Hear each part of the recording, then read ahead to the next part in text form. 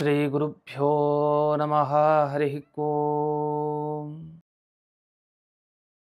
ಯೋऽन्तಃ ಪ್ರವಿಶ್ಯ ಮಮ ವಾಚಮಿಮಾಂ ಪ್ರಸುಪ್ತಾಂ ಸಂಜೀವಯತ್ಯಖಿಲ ಶಕ್ತಿಧರಸ್ವಧಾಮ್ನಾ ಅನ್ಯಾಂಶ್ಚ ಹಸ್ತಚರಣಶ್ರವಣತ್ವಗಾದೀನ್ ಪ್ರಾಣಾನ್ನಮೋ ಭಗವತೆ ಪುರುಷಾಯ ತುಭ್ಯಂ. ಆಧ್ಯಾತ್ಮ ಚಿಂತನದ ಎಲ್ಲ ವೀಕ್ಷಕರಿಗೆ ಸ್ವಾಗತ. ಇಂದಿನ ಸಂಚಿಕೆಯಲ್ಲಿ ಭಗವದ್ಗೀತೆಯ 15ನೇ ಅಧ್ಯಾಯದ ಫಲಶ್ರುತಿಯನ್ನು ಮೊಟ್ಟ ಮೊದಲಿಗೆ ಕೇಳ್ತಾ ಇದ್ದೀವಿ. ಯಾವುದೇ ಒಂದು ಗ್ರಂಥವನ್ನು ನಾವು ಕೇಳುವ ಮುಂಚೆ ನಮ್ಮ ಮನಸ್ಸಿನಲ್ಲಿ ಏನಿರುತ್ತೆ, ನಮಗೆ ಇದನ್ನು ಕೇಳಿದ್ರೆ ಏನು ಲಾಭ, ಇದನ್ನು ನಾವು ಪಾರಾಯಣ ಮಾಡೋದ್ರಿಂದ ಏನು ಪ್ರಯೋಜನ, ಇದು ಎಲ್ಲರಿಗೂ ಕೂಡ ಮನಸ್ಸಿನಲ್ಲಿ ಯಾವಾಗಲೂ ಇರುವಂಥದ್ದು. ಇದು ಯಾವುದೇ ಕೆಲಸ ಆಗಲಿ ಪ್ರಯೋಜನ ಇಲ್ಲದೇ ಯಾರೂ ಕೂಡ ಒಂದು ಕೆಲಸದಲ್ಲಿ ತೊಡಗೋದಿಲ್ಲ. ಯಾವುದೇ ಒಂದು ಕೆಲಸದಲ್ಲಿ ನಾವು ತೊಡಗ್ತೀವಿ ಅಂತ ಆದರೆ ಪ್ರಯೋಜನ ಬೇಕೇ ಬೇಕು ಅಂತ ಎಲ್ಲ ಮನುಷ್ಯರು ಕೂಡ ಬಯಸೋದು ಸಹಜ. ಅದರಂತೆ ನಾವು ಭಗವದ್ಗೀತೆಯ ಈ 15ನೇ ಅಧ್ಯಾಯವನ್ನು ಓದೋದಾಗಲಿ ಬರೆಯೋದಾಗಲಿ, ಮುಖ್ಯವಾಗಿ ಅದೆಲ್ಲದಕ್ಕಿಂತಲೂ ಕೇಳಿದ್ರೆ, ಭಗವದ್ಗೀತೆಯ 15ನೇ ಅಧ್ಯಾಯ ಕೇಳಿದ್ರೆ ಏನು ಫಲ. ಕೇಳೋದು ಅಂದರೆ ಬರೀ ಶ್ಲೋಕವನ್ನು ಅಷ್ಟೇ ಕೇಳೋದಲ್ಲ, ಪ್ರತಿ ಶ್ಲೋಕಗಳ ಅರ್ಥವನ್ನು ಚಿಂತನೆ ಮಾಡೋದು. ಪ್ರತಿ ಶ್ಲೋಕಕ್ಕೆ ಏನರ್ಥ, ಕೃಷ್ಣ ನಮಗೆ ಏನು ಗೀತೆಯಲ್ಲಿ ಉಪದೇಶ ಕೊಟ್ಟಿದ್ದಾನೆ ಅಂತ. ನಮಗೆ ಗೊತ್ತಿರುವಂತೆ 4 ಗಕಾರಗಳು ನಮ್ಮ ಜೀವನದಲ್ಲಿ ಮುಖ್ಯ ಅಂತೆ. ಗ ಅಂತೇನು ಹೇಳ್ತೀವಿ, 4 ಗ ಮುಖ್ಯ ಅಂತೆ. ಗೀತಾ, ಗೋವಿಂದ, ಗಾಯತ್ರಿ, ಗಂಗಾ, 4 ವಸ್ತುಗಳು ಬಹಳ ಮುಖ್ಯ ಒಬ್ಬ ಮನುಷ್ಯನ ಜೀವನದಲ್ಲಿ. ಭಗವದ್ಗೀತೆ ಮುಖ್ಯ ಸ್ಥಾನವನ್ನು ಪಡೆದಿದೆ. ಯಾಕೆಂದರೆ ಮೊದಲನೇದಾಗಿ ಗೀತೆಯ ಬಗ್ಗೆನೇ ಹೇಳಿತ್ತು, 2ನೇದು ಗೋವಿಂದ, 3ನೇದು ಗಾಯತ್ರಿ, 4ನೇದು ಗಂಗೆ ಅಂತ. ಹೀಗೆ ಒಂದೊಂದಾದ್ಮೇಲೆ ಒಂದೊಂದು ಇಲ್ಲಿ ಹೇಳಲಾಗಿದೆ. 4ಕ್ಕೂ ಅದರದೇ ಮಹತ್ವ ಇದೆ ನಿಜ. ಅದರಲ್ಲಿ ಕೃಷ್ಣನೇ ಹೇಳುವಂತೆ ಜ್ಞಾನೇನೈವ ಪರಂಪದಂ ಅಂತ, ಜ್ಞಾನ ಸಂಪಾದನೆ ಮಾಡೋದ್ರಿಂದಲೇ ಒಬ್ಬ ವ್ಯಕ್ತಿ ಉನ್ನತ ಮಟ್ಟಕ್ಕೆ ಹೋಗಲಿಕ್ಕೆ ಸಾಧ್ಯ. ಆದ್ದರಿಂದ ಅಂಥ ಜ್ಞಾನವನ್ನು ನೀಡುವಂಥ ಗೀತೆ ಅದು ಬಹಳ ಮುಖ್ಯ. ಈ ನಿಟ್ಟಿನಲ್ಲಿ ಗೀತೆಯ ಈ 15ನೇ ಅಧ್ಯಾಯವನ್ನೇ ಆರಿಸ್ಕೊಳ್ಳೋ ಉದ್ದೇಶ ಏನು ಅನ್ನೋದು ಬಹಳ ಮುಖ್ಯವಾಗಿ ತಿಳಿಯಬೇಕಾಗಿದೆ. ಇದರ ಉದ್ದೇಶ ಏನು ಅಂದರೆ, ಸಮಸ್ತ ದರ್ಶನಕಾರರು ಯಾರ್ಯಾರು ಬ್ರಹ್ಮಸೂತ್ರ ಗ್ರಂಥಕ್ಕೆ ಭಾಷ್ಯವನ್ನು ಬರೆದಿದ್ದಾರೆ ಅಂಥ ಎಲ್ಲ ಮತಾಚಾರ್ಯರು ಕೂಡ ಈ ಭಗವದ್ಗೀತೆ ಬಂದಾಗ 15ನೇ ಅಧ್ಯಾಯಕ್ಕೆ ಬಹಳ ಮಹತ್ವವನ್ನು ಕೊಟ್ಟಿದ್ದಾರೆ. 15ನೇ ಅಧ್ಯಾಯವನ್ನು ಒಂದು ಬಾರಿ ಪಾರಾಯಣ ಮಾಡಿದರೆ ಸಾಕು, ನೀವು ಸಕಲ ಶಾಸ್ತ್ರಗಳ ಅರ್ಥವನ್ನು ತಿಳ್ಕೊಂಡಿದ್ದೀರಿ ಅಂತ ಅರ್ಥ. ಎಲ್ಲದರ ಫಲ ನಿಮಗೆ ಈ ಒಂದು ಅಧ್ಯಾಯವನ್ನು ಪಾರಾಯಣ ಮಾಡೋದರ ಮುಖಾಂತರ ಸಿಗತ್ತೆ ಅಂತ ಶಾಸ್ತ್ರದಲ್ಲಿ ತಿಳಿಸ್ತಾರೆ. ಮುಖ್ಯವಾಗಿ ನಾವು 15ನೆಯ ಅಧ್ಯಾಯ ಏನಿದೆ ಅದನ್ನು ಭೋಜನ ಮಾಡುವಂಥ ಸಂದರ್ಭದಲ್ಲಿ ಪಾರಾಯಣವನ್ನು ಮಾಡೋದು ಕಂಡಿದೆ. ಎಲ್ಲರೂ ಕೂಡ ಸೇರಿ ಊಟ ಮಾಡೋದಕ್ಕಿಂತ ಮೊದಲು ತಪ್ಪದೇ ನಾವು ಇದನ್ನು ಪಾರಾಯಣ ಮಾಡಬೇಕು. ಅಷ್ಟೇ ಅಲ್ಲ, ಶ್ರಾದ್ದ ಕರ್ಮದಲ್ಲಾಗ್ಬೋದು, ಬೇರೆ ಬೇರೆ ವಿಶೇಷ ಸಂದರ್ಭದಲ್ಲಾಗ್ಬೋದು, ಈ 15ನೇ ಅಧ್ಯಾಯವನ್ನು ಅವಶ್ಯವಾಗಿ ಪಾರಾಯಣ ಮಾಡಬೇಕು. ಯಾಕೆಂದರೆ ಇದಕ್ಕೆ ಹೆಸರೇ ಒಂದಿದೆ, ಪುರುಷೋತ್ತಮ ಯೋಗ ಅಂತ ಹೆಸರಿದೆ. ಪುರುಷೋತ್ತಮ ಯೋಗ ಅಂದರೆ ಏನರ್ಥ, ಆ ಪುರುಷೋತ್ತಮನ, ಆ ಭಗವಂತನ ಶ್ರೀಕೃಷ್ಣನ ಯೋಗ ಸಂಬಂಧವನ್ನು ತಂದುಕೊಡುವಂತಹ ಅಧ್ಯಾಯ. ಈ ಅಧ್ಯಾಯವನ್ನು ಪಾರಾಯಣ ಮಾಡಿದಷ್ಟು ಕೃಷ್ಣ ನಮ್ಮ ಹತ್ತಿರಕ್ಕೆ ಬರ್ತಾನೆ, ನಮ್ಮ ಮನಸ್ಸಿಗೂ ಅವನಿಗೂ ಸಂಬಂಧ ಆಗುತ್ತೆ. ಯಾವಾಗ ನಮ್ಮ ಮನಸ್ಸಿಗೂ ಭಗವಂತನಿಗೂ ಸಂಬಂಧ ಆಗತ್ತೆ, ಆಗ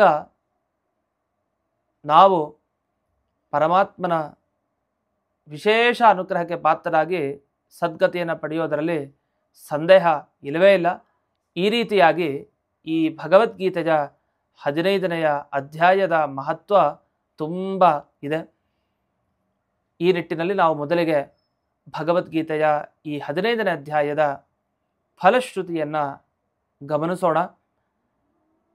ಈ 15ನೇ ಭಗವದ್ಗೀತೆಯ ಅಧ್ಯಾಯವನ್ನು ಪಾರಾಯಣ ಮಾಡಿದರೆ, ಕೇಳಿದಾಗ, ಓದಿದಾಗ ಅಥವಾ ಬರೆದಾಗ ಏನು ಫಲ ಅಂತಂದರೆ, ಅದಕ್ಕೆ ನೇರ ಪುರಾಣ ಗ್ರಂಥಗಳಿಗೆ ಹೋಗಬೇಕು. ವಸ್ತುತಃ ಈ 15ನೇ ಅಧ್ಯಾಯ ಕೊನೆಗೆ ಕೃಷ್ಣ ಪರಮಾತ್ಮನು ತಾನೇ ಫಲವನ್ನು ಹೇಳೋದಿದೆ. ಆದರೆ ಬೇರೆ ಕಡೆ ಪುರಾಣದಲ್ಲಿ ಬಂದ ಒಂದು ಸುಂದರವಾದ ಘಟನೆ ಏನಿದೆ, ಅದು ನಮಗೆ ಮನಮುಟ್ಟುವಂತೆ ಇದೆ. ಅದನ್ನು ವೇದವ್ಯಾಸರು ಚೆನ್ನಾಗಿ ತಿಳಿಸಿದ್ದಾರೆ. ಯಾವ ರೀತಿ ಫಲವನ್ನು ನಾವು ಈ 15ನೆಯ ಅಧ್ಯಾಯದಿಂದಾಗಿ ಪಡಿಬಹುದು ಅಂದಾಗ, ಒಬ್ಬ ರಾಜನ ಘಟನೆಗೆ ವೇದವ್ಯಾಸರು ಹೋಗ್ತಾರೆ. ಈ ರಾಜನ ಘಟನೆಯನ್ನು ಯಾರಿಗೆ ಹೇಳ್ತಾರೆ? ಸಾಕ್ಷಾತ್ ರುದ್ರದೇವರು ಹೇಳ್ತಾರೋ ಮಾತು. ರುದ್ರದೇವರು ತಾವು ಪಾರ್ವತೀ ದೇವಿಗೆ ಹೇಳ್ತಾ ಇದ್ದಾರೆ. ಒಂದೊಂದೇ ಭಗವದ್ಗೀತೆಯ ಅಧ್ಯಾಯಗಳ ಮಹಿಮೆಯನ್ನು ತಿಳಿಸ್ತಾ ಹೋಗ್ತಾರೆ. ಅದರಲ್ಲಿ 15ನೇ ಅಧ್ಯಾಯದ ಮಹಿಮೆಯನ್ನು ತಿಳಿಸ್ತಾ ಮೊದಲಿಗೆ ಹೇಳುವಂತಹ ಮಾತು, ಪ್ರವಕ್ಷ್ಯಾಮಿ ವಿಶಾಲಾಕ್ಷಿ ತುಹಿನಾಚಲ ಕನ್ಯಕೆ ಗೀತಾ 15ಧ್ಯಾಯ ಮಹಾತ್ಮ್ಯಮವಧಾರಯ. ತುಹಿನಾಚಲ ಕನ್ಯಕೆ ಅಂತ ಹೇಳ್ತಾರೆ. ತುಹಿನಾಚಲ ಅಂದರೆ ಹಿಮಾಲಯ ಪರ್ವತ ಅಂತ ಅರ್ಥ. ಅಚಲ ಅಂದರೆ ಪರ್ವತ, ತುಹಿನ ಅಂದರೆ ಹಿಮ ಅಂತ ಅರ್ಥ. ಹಿಮಾಲಯ ಕನ್ನಿಕೆ ಅಂದರೆ ಪಾರ್ವತೀ ದೇವಿ ಅಂತ ಅರ್ಥ. ವಿಶಾಲಾಕ್ಷಿಯಾದ ಪಾರ್ವತಿ, ನಾನು ಹೇಳ್ತೀನಿ ಈಗ ಏನು, ಭಗವದ್ಗೀತೆಯ 15ನೇ ಅಧ್ಯಾಯದ ಮಹಿಮೆಯನ್ನು ತಿಳಿಸ್ತೀನಿ ಕೇಳು ಅಂತ. ಹೀಗೆ ರುದ್ರದೇವರು ತಾವು ಪಾರ್ವತೀ ದೇವಿಗೆ ಏಕಾಂತದಲ್ಲಿದ್ದಾಗ ತಾವು ಮಹಿಮೆಯನ್ನು ತಿಳಿಸಲಿಕ್ಕೆ ಹೊರಡ್ತಾರೆ. ಬಹಳ ಮುಖ್ಯ ಆಯಿತು ನಮಗೆ ಈ ಭಾಗ. ಯಾಕೆ ಅಂದರೆ ಈ ಮಹಿಮೆಯನ್ನು ತಿಳಿಸ್ಕೊಟ್ಟವ್ರು ಯಾರು? ಪುರಾಣದಲ್ಲಿ ವೇದವ್ಯಾಸರು ಬರೆದಿದ್ದು. ವೇದವ್ಯಾಸರು ಅಂದರೆ ವಾಸಿಷ್ಠ ಕೃಷ್ಣ ಅಂತ ವೇದವ್ಯಾಸರನ್ನು ಕರೀತಾರೆ. ಹೀಗೆ ಒಂದು ಕಡೆ ಯಾದವ ಕೃಷ್ಣನ ಮುಖಾಂತರ ಬಂದದ್ದನ್ನು, ವಿಶೇಷವಾಗಿ ಅದರ ಫಲ ಏನು ಅನ್ನೋದನ್ನು ವಾಸಿಷ್ಠ ಕೃಷ್ಣ ತಾನೇ ಭಗವಂತ ವೇದವ್ಯಾಸ ರೂಪದಿಂದ ತಾನು ತಿಳಿಸಲಿಕ್ಕೆ ಹೋಗ್ತಾ ಇದ್ದಾನೆ. ಅದರಲ್ಲಿ ರುದ್ರದೇವರು ಪಾರ್ವತಿಗೆ ಏಕಾಂತದಲ್ಲಿ ಗೀತೆಯ ಬಗ್ಗೆ ಹೇಳಿದ್ದಾನೆ, ಅದರ ಮಹಿಮೆಯನ್ನು ಹೇಳಿದ್ದಾನೆ ಅಂದರೆ ಇನ್ನು ಎಷ್ಟು ಮಹತ್ವವನ್ನು ಇದು ಒಳಗೊಂಡಿದೆ ಅನ್ನೋದನ್ನು ಗಮನಿಸಬಹುದು. ಆ ನಿಟ್ಟಿನಲ್ಲಿ ಪ್ರಾರಂಭದಲ್ಲಿ ಒಂದಿಷ್ಟು ಒಬ್ಬ ರಾಜನ ಗುಣಗಳ ವರ್ಣನೆಯನ್ನು ಮಾಡ್ತಾ ಮುಂದಕ್ಕೆ ಸಾಕ್ತಾರೆ. ಅದರಲ್ಲಿ ಮೊದಲಿಗೆ ಹೀಗಿದೆ, ಕೃಪಾಣ ನರಸಿಂಹೋಭೂತ್ ನಾಮ್ನಾ ಗೌಡೇಶು ಭೂಪತಿ ಯಸ್ಯಾಸಿ ಧಾರಯಾ ಸಂಖ್ಯೆ ದೇವಸಂಘಾಶ್ಚ ಧಿಕೃತಾಹ ಅಂತ ಹೇಳ್ತಾರೆ. ಇದರ ಅರ್ಥ ಇಷ್ಟು, ಗೌಡ ದೇಶದಲ್ಲಿ ಒಬ್ಬ ರಾಜ ಇರ್ತಾನೆ, ಅವನ ಹೆಸರು ಕೃಪಾಣ ನರಸಿಂಹ ಅಂತ ಹೆಸರು. ನರಸಿಂಹ ಅಂತ ಹೆಸರು ಆ ರಾಜನಿಗೆ, ಕೃಪಾಣ ಅಂತ ಜೊತೆಗೆ ಹೆಸರು ಇದೆ. ಕೃಪಾಣ ಅನ್ನೋ ಹೆಸರು ಯಾಕೆ ಬಂತು ಅಂದರೆ, ಕೃಪಾಣ ಅಂದರೆ ಖಡ್ಗ ಅಂತ ಅರ್ಥ. ಅಂದರೆ ಒಳ್ಳೆ ಖಡ್ಗ ಪ್ರವೀಣ, ಖಡ್ಗ ಯುದ್ಧ ಕುಶಲ, ಖಡ್ಗವನ್ನು ತಗೊಂಡು ಯುದ್ಧ ಮಾಡಲಿಕ್ಕೆ ಬಹಳ ಸಮರ್ಥನಾದ ವ್ಯಕ್ತಿ. ಆದ್ದರಿಂದ ಕೃಪಾಣ ನರಸಿಂಹ ಅಂತ ಅವನಿಗೆ ಬಿರುದೆ ಬಂದಿದೆ. ಇಂಥ ಕೃಪಾಣ ನರಸಿಂಹ ತಾನು ಎಷ್ಟು ಚೆನ್ನಾಗಿ ರಾಜ್ಯಭಾರವನ್ನು ಮಾಡ್ತಾ ಇದ್ದ, ಅವನ ಗುಣಗಳು ಎಷ್ಟಿದೆ ಅನ್ನೋದನ್ನು ಮುಂದೆ ವರ್ಣಿಸ್ತಾ ಹೋಗ್ತಾರೆ. ಅವನೇನಿಲ್ಲ, ಖಡ್ಗವನ್ನು ಎತ್ತಿಕೊಂಡು ಹೊರಟ್ರೆ ದೇವತೆಗಳ ಗುಂಪನ್ನೆಲ್ಲ ಧಿಕ್ಕಾರ ಮಾಡೇ ಹೋಗ್ತಾ ಇದ್ದಂತೆ. ಇವ್ರು ಯಾವ ಲೆಕ್ಕ ನನಗೆ ಅಂತ, ಅಷ್ಟು ಯೋಧರು ಅಂತ ಅರ್ಥ. ಇಂಥ ಈ ಕೃಪಾಣ ನರಸಿಂಹ ತಾನು ಇದ್ದ ಪರಿಸರ ಎಂಥದ್ದು ಅಂತ ವರ್ಣಿಸ್ತಾ ಹೋಗ್ತಾರೆ. ತಾನಿದ್ದ ಜಾಗ ಎಂಥದ್ದು ಅಂದರೆ, ಬೇಸಿಗೆ ಕಾಲ ಬಂದಾಗ ಬಹಳ ಭೂಮಿ ಮೇಲೆ ತಾಪ ಇರುತ್ತೆ, ಓಡಾಡಲಿಕ್ಕೆ ಕಷ್ಟ. ಆದರೆ ಅವನ ಕಾಲದಲ್ಲಿ ಬೇಸಿಗೆ ಬರಲಿ ಏನೂ ತೊಂದರೆ ಇಲ್ವಂತೆ, ಯಾಕೆ ಅಂದರೆ ಮದ ಗಜಗಳು ಆನೆಗಳೆಲ್ಲ ನಡೀತಾ ಹೋಗ್ತಾ ಇದ್ವಂತೆ, ಅಷ್ಟು ಆನೆಗಳು. ಆನೆಗಳ ಕುಂಭಸ್ಥಳದಲ್ಲಿ ಮದ ಜಲ ಇರುತ್ತೆ. ಆ ಮದ ಜಲವನ್ನು ಸುರಿಸ್ತಾ ಹೋಗ್ತಾ ಇರುತ್ತಂತೆ. ಅಂದರೆ ಒಳ್ಳೆ ಬಲಿಷ್ಠ ಆನೆಗಳು ಅಂತ ಅರ್ಥ. ಮದ ಜಲ ಸುರಿಸುವಂಥ ಆನೆಗಳು ಅಂತಂದರೆ ಅಷ್ಟು ಬಲಿಷ್ಠ, ಒಳ್ಳೆ ಮದದಿಂದಿದೆ ಆನೆಗಳು. ತಮ್ಮ ಕುಂಭಸ್ಥಳ ಅಂದರೆ ತಲೆಯ ಮಧ್ಯಭಾಗದ ಸ್ಥಳದಿಂದ ನಿರಂತರ ಕೆಳಕ್ಕೆ ನೀರನ್ನು ಸುರಿಸ್ತಾ ಹೋಗ್ತಾ ಇದೆ. ಎಷ್ಟು ಮದ ಜಲ ಬಿದ್ದಿದೆ ಅಂತಂದರೆ ಕೆಳಕ್ಕೆ ಭೂಮಿ ಮೇಲೆ ಓಡಾಡೋರಿಗೆ ನೀರ್ ಮೇಲೆ ಓಡಾಡೋ ರೀತಿಯಲ್ಲಿ ತಂಪಾಗೇ ಇರುತ್ತೆ. ಅದರಿಂದ ಯಾವುದೇ ರೀತಿ ತಾಪನೇ ಆಗಲ್ಲ. ಒಟ್ಟಭಿಪ್ರಾಯ ಏನು, ಅಷ್ಟು ಮದ ಗಜಗಳ ಓಡಾಟ ಆ ಕೃಪಾಣ ನರಸಿಂಹನ ಆ ಸ್ಥಳದಲ್ಲಿ ಇತ್ತು ಅಂತ. ಇಷ್ಟೇ ಅಲ್ಲ, ಮುಂದೆ ವರ್ಣಿಸ್ತಾ ದೇವತೆಗಳ ಮುಂದೆ ಯಾರ್ಯಾರು ಹೆದರ್ಕೊಂಡಿದ್ರು ಜನ, ಅವರು ಯಾರೇ ಆಗಲಿ ಅವರೆಲ್ಲ ರಕ್ಷಣೆಗೋಸ್ಕರ ಅಂತ ಈ ರಾಜನ ಹಿಂದೆ ಬಚ್ಚಿಟ್ಕೊಳ್ಳೋರಂತೆ. ಯಾಕೆ ಅವಾಗೇನು ಮಾಡ್ಲಿಕ್ಕೆ ಆಗ್ತಾ ಇರಲಿಲ್ವಾ ಅಂದರೆ, ಹೌದು, ಕೃಪಾಣ ನರಸಿಂಹನ ಭಯ ಎಷ್ಟಿತ್ತು ಅಂದರೆ ಆ ಎಲ್ಲ ಇಂದ್ರನ ಬೇರೆ ದೇವತೆಗಳ ಜೊತೆಗೆ ಯುದ್ಧ ಮಾಡ್ಲಿಕ್ಕೆ ಹೋದವರೆಲ್ಲ ಆರಾಮಾಗಿದ್ರಂತೆ. ಯಾಕೆಂದರೆ ಏನು ತೊಂದರೆ ಇಲ್ಲ, ಅವರೆಲ್ಲ ಇಂದ್ರಾದಿ ದೇವತೆಗಳು ಕೃಪಾಣ ನರಸಿಂಹನ ಹಿಂದೆ ಇವರು ಇದ್ದಾರೆ ಅಂದರೆ ಬರ್ತಾನೆ ಇರಲಿಲ್ವಂತೆ. ಆ ಕಡೆ ಸುದ್ದಿ ಕೂಡ ಇಲ್ಲ, ಆ ಶಬ್ದವೂ ಕೂಡ ಇಲ್ಲ ಆ ಕಡೆ. ಈ ರೀತಿಯಲ್ಲಿ ಆ ಎಲ್ಲ ಇಂದ್ರಾದಿ ದೇವತೆಗಳಿಂದ ಭಯಗೊಂಡವರಿಗೆ ರಕ್ಷಣೆಯನ್ನು ಕೃಪಾಣ ನರಸಿಂಹ ನೀಡ್ತಾ ಇದ್ದ ಅಂತ. ಹಾಗಾದರೆ ದೇವತಾ ದ್ರೋಹಿಗಳಿಗೆ ಒಂದು ರಕ್ಷಣೆ ನೀಡ್ತಾ ಇದ್ದ ಅಂದರೆ ಹಾಗಲ್ಲ. ಏನೋ ಕೋಪತಾಪದಿಂದ ಹೋದವರು ಇವನ ಹಿಂದೆ ರಕ್ಷಣೆ ಅಂತ ಹೋದರೆ ಯಾವುದೇ ರೀತಿ ತೊಂದರೆಯನ್ನು ಅನುಭವಿಸ್ತಾ ಇರಲಿಲ್ಲ. ಅಂಥ ಬಲಿಷ್ಠನಾದವನು ಕೃಪಾಣ ನರಸಿಂಹ ಅಂತ ಆ ರಾಜನ ಬಗ್ಗೆ ಮಹತ್ವ ತಿಳಿಸಲಿಕ್ಕೋಸ್ಕರ ಪುರಾಣ ಹೀಗೆ ವರ್ಣಿಸಿದೆ. ಹಾಗಂತ ಅವನೇನು ದೇವತಾ ದ್ರೋಹಿ ಏನಲ್ಲ, ಆದರೆ ಅವನ ಬಲ ಎಷ್ಟು ಅಂತ ತಿಳಿಸ್ಲಿಕ್ಕೋಸ್ಕರ ಹೀಗೆ ವರ್ಣಿಸಿದ್ದಾರೆ. ಹೀಗೆ ಈ ಕೃಪಾಣ ನರಸಿಂಹನ ಬಗ್ಗೆ ತಿಳಿಸ್ತಾ ಮುಂದಕ್ಕೆ ಅವನಿದ್ದ ಪರಿಸರದಲ್ಲಿ ಪರ್ವತಗಳು ಹೇಗಿದ್ದು ಅಂತ ಒಂದು ವರ್ಣಿಸ್ತಾರೆ. ಇದೆಲ್ಲ ಏನಂದರೆ ಪುರಾಣಗಳು ವರ್ಣಿಸುವಾಗ ಪ್ರತಿಯೊಂದು ಈ ಪರ್ವತ ಆಗಲಿ, ಅವನ ಬಳಿ ಇದ್ದ ಆನೆಗಳಾಗಲಿ, ಹೀಗೆ ಇವುಗಳ ಬಗ್ಗೆ ಎಲ್ಲ ಯಾಕೆ ವರ್ಣಿಸೋದು ಅಂದರೆ ಆ ರಾಜನ ಮಹತ್ವವನ್ನು ತಿಳಿಸಬೇಕಾಗಿದೆ. ಅದಕ್ಕೋಸ್ಕರ ಹೀಗೆ ವಿಸ್ತಾರವಾಗಿ ಪುರಾಣ ತಿಳಿಸ್ತಾ ಹೋಗುತ್ತೆ. ಅದರಲ್ಲಿ ಪರ್ವತಗಳು ಹೇಗಿದ್ವು ಅಂತ ಬಂದಾಗ ಈ ಮದಗಜಗಳೆಲ್ಲ ಕಿರ್ಚಾಡ್ತಾ ಇದ್ವು, ಶಬ್ದವನ್ನು ಮಾಡ್ತಾ ಇದ್ವು. ಶಬ್ದ ಮಾಡಿದಾಗ ಅದರ ಧ್ವನಿಯೆಲ್ಲ ಹೋಗಿ ಪರ್ವತದ ಮೇಲೆ ಬೀಳ್ತಾ ಇತ್ತು. ಬಿದ್ದಾಗ ವಾಪಸ್ಸು ಧ್ವನಿ ಬರ್ತಾ ಇತ್ತು. ಅಂಥ ಜೋರಾಗಿ ಆ ಆನೆಗಳು ಶಬ್ದವನ್ನು ಮಾಡ್ತಾ ಇದ್ವು. ಆ ಪರ್ವತಗಳು ತಾವು ಶಬ್ದ ಮಾಡುವಂತೆ ಇದು ಕಾಣಿಸ್ತಾ ಇತ್ತಂತೆ. ಹೇಗೆ ಅಂದರೆ ಇದು ಶಬ್ದ ಮಾಡೋದು ಆನೆಗಳೆಲ್ಲ ಹೋಗಿ ಆ ಪರ್ವತಗಳಿಗೆ ಬಡಿಯೋದು, ಆ ಶಬ್ದ ವಾಪಸ್ಸು ಬರೋದು, ಆ ಶಬ್ದ, ಆ ವಾಪಸ್ ಬರೋ ಶಬ್ದ ಅದು ಪರ್ವತಗಳ ಶಬ್ದ ಇದ್ದ ಹಾಗೆ ಇದೆ ಅಂತ ವರ್ಣಿಸ್ತಾರೆ. ಅದರ ಅರ್ಥ ಏನು ಅಂದರೆ ಪರ್ವತಗಳೆಲ್ಲ ಏನು ಶಬ್ದ ಮಾಡ್ತಾ ಇದ್ದಾವೆ ಅಂದರೆ ಈ ಮದ ಜಲವನ್ನು ಸುರಿಸುವಂಥ ಮದ ಗಜಗಳಿಂದ ನಿಮಗೆ ಭಯ ಬೇಡ, ಈ ಭಯವನ್ನು ನಾವು ಪರಿಹರಿಸ್ತೀವಿ, ಯೋಚಿಸಬೇಡಿ. ಯಾಕೆಂದರೆ ಕೃಪಾಣ ನರಸಿಂಹ ಇದ್ದಾನೆ ಅಂತ. ಅಂದರೆ ಯಾವುದೇ ಒಂದು ಕ್ಷುದ್ರ ಪ್ರಾಣಿಯಾಗಲಿ ಅಥವಾ ಈ ಮದಗಜಗಳಾಗಲಿ ಯಾರಿಗೂ ತೊಂದರೆ ಮಾಡದೇ ಇರೋ ರೀತಿಯಲ್ಲಿ ಆ ಕೃಪಾಣ ನರಸಿಂಹ ಸದಾ ರಕ್ಷಣೆಯನ್ನು ಮಾಡ್ತಾ ಇದ್ದ ಅನ್ನೋ ವಿಷಯವನ್ನು ಈ ಮುಖಾಂತರ ಇಲ್ಲಿ ತಿಳಿಸ್ತಾ ಇದ್ದಾರೆ. ಹೀಗೆ ಈ ಆನೆಗಳ ವರ್ಣನೆ ಆಯಿತು, ಪರ್ವತಗಳ ವರ್ಣನೆ ಆಯಿತು. ಇನ್ನು ಮುಂದಕ್ಕೆ ಈ ಕುದುರೆಗಳ ವರ್ಣನೆಯನ್ನು ಮಾಡ್ತಾರೆ. ಅವನ ಕುದುರೆಗಳು ಹೇಗಿದ್ವು ಅಂದರೆ ಎಷ್ಟು ಕುದುರೆಗಳು ನಡೆದಿದ್ವು ಅಂದರೆ ಆ ಭೂಮಿಯಲ್ಲಿ ಅಲ್ಲಲ್ಲಿ ಚೂರ್ಚೂರಾಗಿ ಹೋಗಿತ್ತಂತೆ. ಭೂಮಿ ಪ್ರದೇಶ ಇಲ್ಲ. ಯಾಕೆ ಚೂರ್ಚೂರಾಗಿದೆ ಅಂದರೆ ಅಷ್ಟು ವೇಗದಲ್ಲಿ ಆ ಪ್ರತಿಯೊಂದು ಕುದುರೆಗಳು ನಿರಂತರ ಓಡಾಡ್ತಾ ಇದ್ವು. ಅಂದರೆ ಸದಾ ಯುದ್ಧಕ್ಕೆ ಸಾಗೋದು, ಆ ಕಡೆ ಅಭ್ಯಾಸ ಮಾಡಲಿಕ್ಕೆ ರಾಜಕುಮಾರರು ಮಿಕ್ಕಿದವರು ಎಲ್ಲರೂ ಕೂಡ ಓಡಾಡ್ತಾ ಇರೋದು. ಇಷ್ಟಾಗಿ ಭೂಮಿಯಲ್ಲಿ ಅಲ್ಲಲ್ಲಿ ಆ ಕುದುರೆಗಳ ಓಡಾಟ ಅಷ್ಟಿತ್ತಾದ್ರಿಂದ ಚೂರು ಚೂರು ಭಾಗಗಳು ಕೂಡ ಅಲ್ಲಿ ಕಾಣ್ತಾ ಇತ್ತಂತೆ. ಈ ರೀತಿ ಕೃಪಾಣ ನರಸಿಂಹನ ದಿವ್ಯವಾದ ಒಂದು ವ್ಯಕ್ತಿತ್ವವನ್ನು ಪುರಾಣ ಮೊದಲಿಗೆ ವರ್ಣನೆ ಮಾಡ್ತಾ ಹೋಗಿದೆ. ಇಷ್ಟಾದ ಮೇಲೆ ಅಲ್ಲಿ ಒಬ್ಬ ಸೇನಾಧಿಪತಿ ಇದ್ದ ಅಂತ ವರ್ಣಿಸ್ತಾರೆ.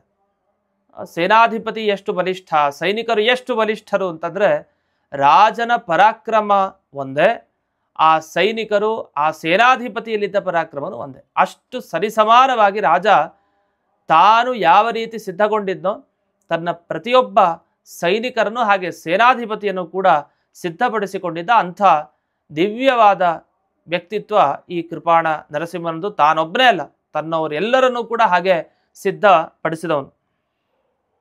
ಅವನ ಬಗ್ಗೆ ವರ್ಣಿಸ್ತಾ ಹೋಗ್ತಾರೆ. ಈ ಕೃಪಾಣ ನರಸಿಂಹನ ಸೇನಾಧಿಪತಿ ಯಾರಿದ್ದಾನೆ ಅಂಥವನ ಬಗ್ಗೆ ವರ್ಣಿಸ್ತಾ ಹೋಗ್ತಾರೆ. ಆ ಸೇನಾಧಿಪತಿಯ ಹೆಸರನ್ನು ಶರಭಭೇರುಂಡ ಅಂತ ಕರೀತಾರೆ. ಆ ಶರಭಭೇರುಂಡನ ಬಗ್ಗೆ ವರ್ಣಿಸ್ತಾ ಅವನು ತಾನು ತನ್ನಂತೆ ಅವನು ಕೂಡ ಬಲಿಷ್ಠರಾದವರನ್ನೆಲ್ಲ ತಾನು ನಿರ್ಮಾಣ ಮಾಡಿಕೊಂಡಿದ್ದಂತೆ. ಅವರೆಲ್ಲ ಯಾರೇ ಶತ್ರುಗಳು ಬರಲಿ ಆಸ್ಥಾನಕ್ಕೆ ಎಲ್ಲರನ್ನೂ ಓಡಿಸುವ ರೀತಿಯಲ್ಲಿ ಶಕ್ತಿಯನ್ನು ತುಂಬಿಸುವಂತಹ ಕೆಲಸವನ್ನು ಇವನು ಮಾಡಿಕೊಂಡು ಆ ಶರಭಭೇರುಂಡ ಇದ್ದ.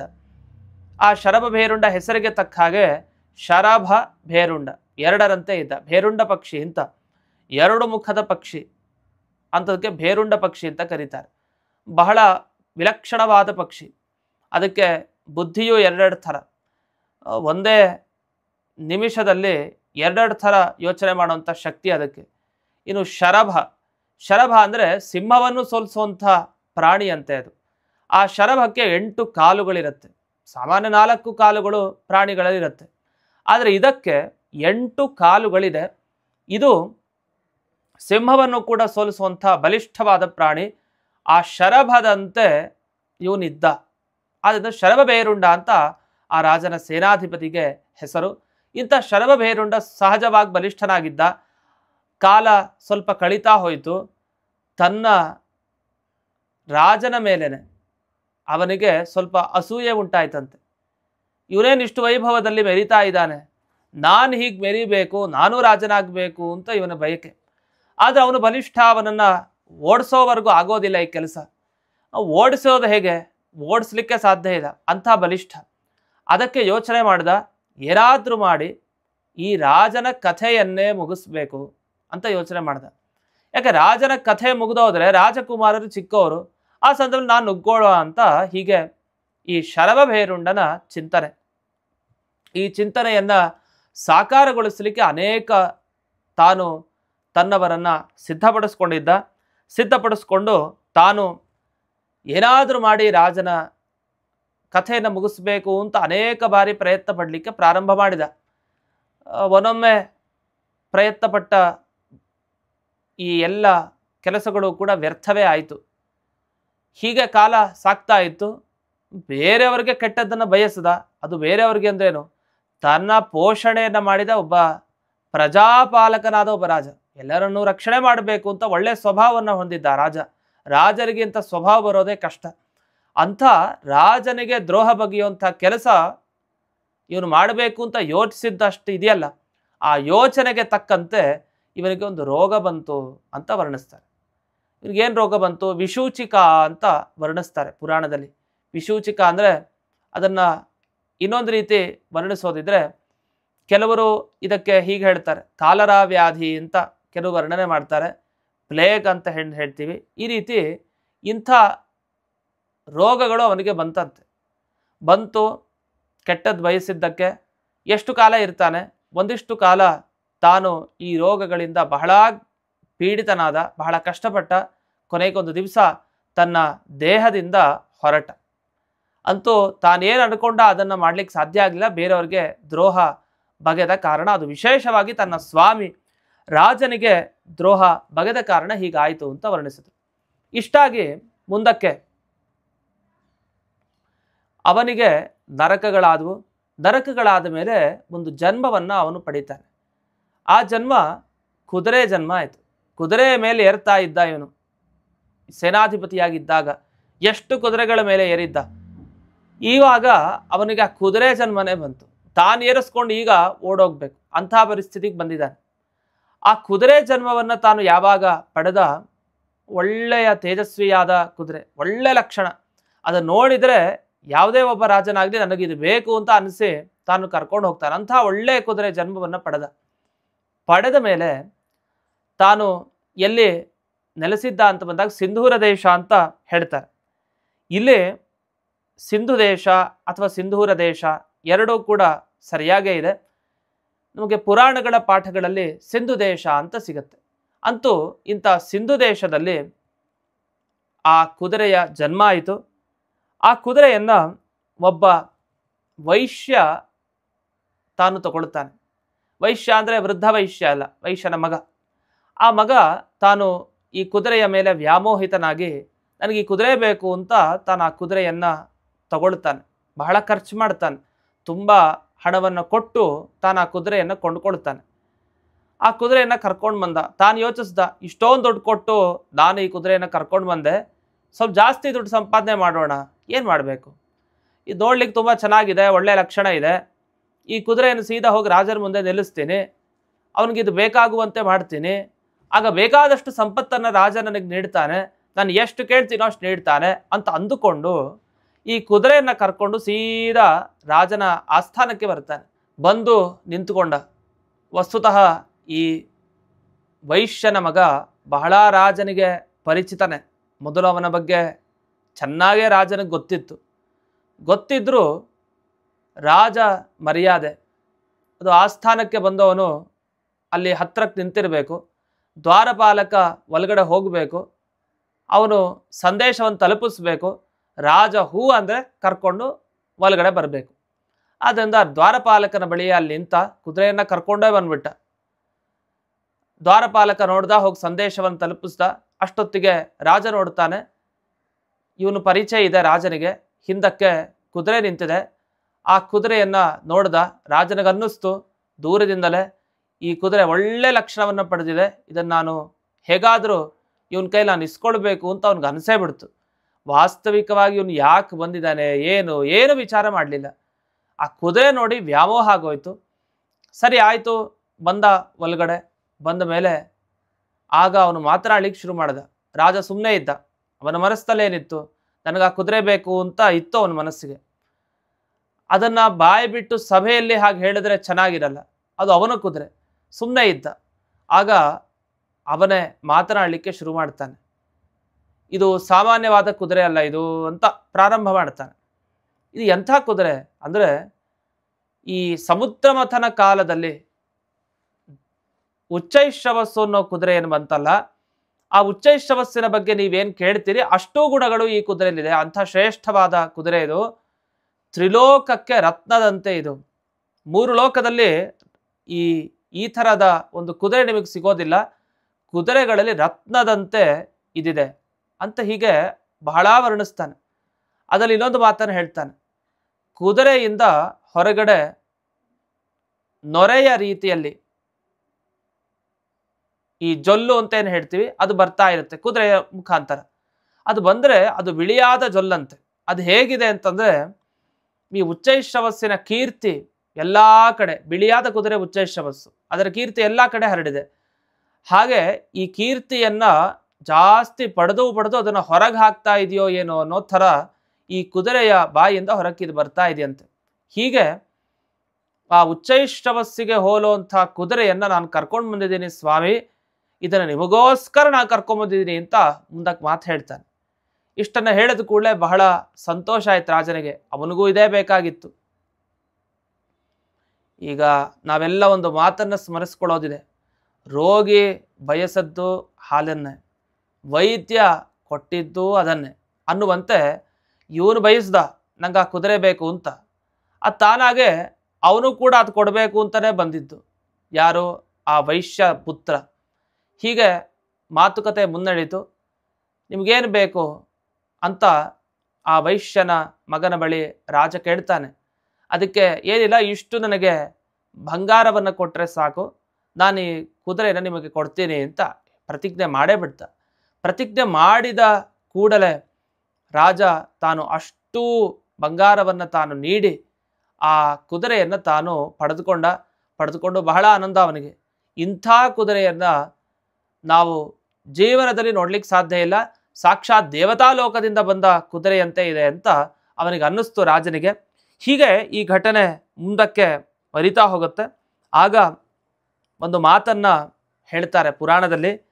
ಸಮಾಧಿದೇಶ ವಣಿಜಂ ಅಶ್ವೋತ್ರಾನೀಯತಾಮಿತಿ ಶಿರಾಂಸಿ ಧೂನಯಂದ್ರಣಾಂ ಅಶ್ವಲಕ್ಷಣ ವೇದಿನಾಂ. ಆಯ್ತಾಯ್ತು, ಹತ್ರಕ್ಕೆ ಕರ್ಕೊಂಬನ್ನಿ ಅಂತ ರಾಜ ಹೇಳ್ತಾನೆ. ಕರ್ಕೊಂಡು ಬಂದಮೇಲೆ ಪರೀಕ್ಷೆ ಮಾಡಬೇಕಲ್ಲ.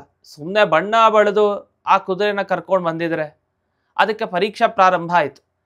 ಆ ಕುದುರೆ ಮಾಡುವಂಥ ಶಬ್ದ ಆಗ್ಬೋದು, ಅದು ಓಡಾಡುವಂಥ ಆ ಧ್ವನಿ ಏನಿದೆ, ಓಡಾಡಬೇಕಾದ್ರೆ ಬರುವಂಥ ಧ್ವನಿ ಅದಾಗಬಹುದು, ಅಥವಾ ಮಿಕ್ಕಿದ ಯಾವುದೇ ರೀತಿಯ ಶ್ರೇಷ್ಠ ಕುದುರೆಯ ಲಕ್ಷಣಗಳು ಏನೇನಿದೆಯೋ ಆ ಎಲ್ಲವನ್ನು ಪರೀಕ್ಷೆ ಮಾಡಲಿಕ್ಕೆ ಅಶ್ವತಜ್ಞರು, ಕುದುರೆ ಬಗ್ಗೆ ಚೆನ್ನಾಗಿ ಜ್ಞಾನ ಇರುವಂಥವ್ರನ್ನೆಲ್ಲ ವಿದ್ವಾಂಸರನ್ನು ಕರೆಸದಂತೆ ರಾಜ.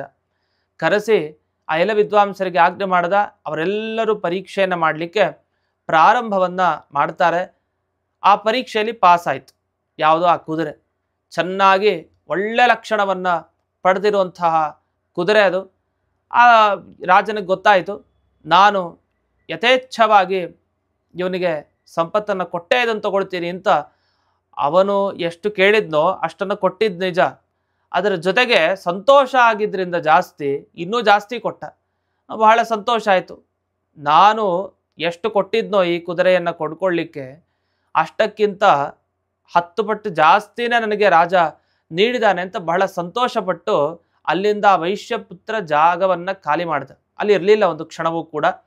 ನಂತರ ಈ ರಾಜ ಆ ಕುದುರೆಯನ್ನು ತಗೊಂಡ, ಸ್ವೀಕಾರ ಮಾಡಿ ಇವನಿಗೆ ಆ ಕುದುರೆಯನ್ನು ಪರೀಕ್ಷೆ ಮಾಡಬೇಕು ಅಂತ ಇವನಿಗೆ ಅನ್ನಿಸ್ತು. ಇದರ ಮೇಲೆ ನಾನು ಹತ್ತು ಕೂತ್ಕೊಂಡಾಗ ಹೇಗಿರುತ್ತೆ ನೋಡೋಣ ಅಂತ ಒಂದು ಸಲ ಬೇಟೆಯಾಡಲಿಕ್ಕೆ ಅಂತ ಒಂದು ಕಾಡಿಗೆ ಅಂತ ಹೋಗ್ತಾನೆ. ಕಾಡಿಗೆ ಹೋದಾಗ ಈ ಕುದುರೆಯನ್ನು ಕರ್ಕೊಂಡು ಅಲ್ಲಿ ಜಿಂಕೆಯನ್ನು ನೋಡ್ತಾನೆ ರಾಜ. ಜಿಂಕೆ ನೋಡಿದ ಕೂಡಲೇ ಆ ಜಿಂಕೆ ಬೇಕು ಅಂತ ಅನ್ನಿಸ್ತು. ವೇಗವಾಗಿ ಈ ಕುದುರೆಗೆ ಆಜ್ಞೆ ಮಾಡೋ ರೀತಿಯಲ್ಲಿ ತಾನು ಪ್ರೇರಣೆ ಮಾಡ್ದ. ಕುದುರೆನೂ ಓಡಲಿಕ್ಕೆ ಶುರು ಮಾಡ್ತು. ಎಷ್ಟು ವೇಗ, ಅತಿಯಾದ ವೇಗ. ಅಷ್ಟು ವೇಗದಿಂದ ಹೋದರೂ ಜಿಂಕೆ ಕೈಗೆ ಸಿಗಲಿಲ್ಲ. ಜಿಂಕೆ ತಪ್ಪಿಸ್ಕೊಳ್ತು. ಆದರೆ ಅವನಿಗೆ ಗೊತ್ತಾಯಿತು, ಕುದುರೆ ಒಳ್ಳೆ ಕುದುರೆನೇ, ಒಳ್ಳೆ ಜಾತಿ ಕುದುರೆನೇ, ಬಹಳ ವೇಗದಿಂದನೇ ಓಡಿದೆ ಅದು, ಇರಲಿ ಅಂತ ಅಂದುಕೊಂಡು ಒಂದು ಕಡೆ ಕಟ್ಟಾಕಿದ್ದಂತೆ ಆ ಕುದುರೆಯನ್ನು. ಕಟ್ಟಾಕಾದ ಮೇಲೆ ಈ ಕಡೆ ತಾನು ರಾಜ ತುಂಬ ಬಾಯಾರಿಕೆ ಇತ್ತು ಅವನಿಗೆ. ಆ ಬಾಯಾರಿಕೆಯನ್ನು ಪರಿಹರಿಸ್ಕೊಳ್ಳಿಕ್ಕೋಸ್ಕರ ತಾನು ಮುಂದಕ್ಕೆ ಎಲ್ಲಿ ನೀರಿದೆಯೋ ಅಲ್ಲಿಗೆ ಹೊರಟ. ನೀರು ಅಂತ ಹೊರಟ, ಆದರೆ ನೀರಿನ ಥರ ಕಾಣ್ತಾ ಇದೆ ಅಷ್ಟೇ, ಆ ಜಾಗದಲ್ಲಿ ನೀರಿಲ್ಲ. ಸ್ವಲ್ಪ ಮುಂದಕ್ಕೆ ಹೋದ, ಹೀಗೆ ಆಯಿತು. ಎಷ್ಟು ದೂರ ಹೋದರೂ ಅವನಿಗೆ ನೀರು ಮಾತ್ರ ಕಾಣಲಿಲ್ಲ. ಮೇಲಕ್ಕೆ ಒಂದು ಬಂಡೆ ಕಾಣಿಸ್ತಾ ಇತ್ತು. ಹತ್ತು ನೋಡೋಣ ಅಂತ ಹತ್ತು ನಿಂತ್ಕೊಂಡು ನೋಡ್ತಾನೆ. ಓ, ಇದು ಯಾಕೋ ಇವತ್ತು ನನಗೆ ನೀರು ಸಿಗಲ್ಲ ಅಂತ ಅವ್ನಿಗೆ ಅರ್ಥ ಆಯಿತು. ಯಾಕೆ ಎಲ್ಲಿ ನೋಡೋದು ನೀರು ಥರ ಅನ್ನಿಸ್ತಾ ಇದೆ ಅಷ್ಟೇ ಹೊರತು ನೀರು ಮಾತ್ರ ಕಾಣಿಸ್ತಾ ಇಲ್ಲ. ಕೊನೆಗೆ ಹಿಂತಿರುಗ್ತಾನೆ. ಹಿಂತಿರುಗಿದ್ರೆ ಕುದುರೆ ಅಲ್ಲಿ ಬಿದ್ದೋಗಿರುತ್ತೆ. ಕಟ್ಟಿದ್ದ ಕುದುರೆ ಅಲ್ಲಿ ಬಿದ್ದೋಗಿದೆ, ಮೂರ್ಛೆ ತಪ್ಪಿದೆ. ಇವನಿಗೆ ಗಾಬರಿ ಆಯಿತು, ಯಾಕೆ ಹೀಗಾಯಿತು ಅಂತ. ಯಾಕೆಂದರೆ ಆಗೊಂದು ಕೆಲಸ ಮಾಡಿದ್ದ ಇವನು.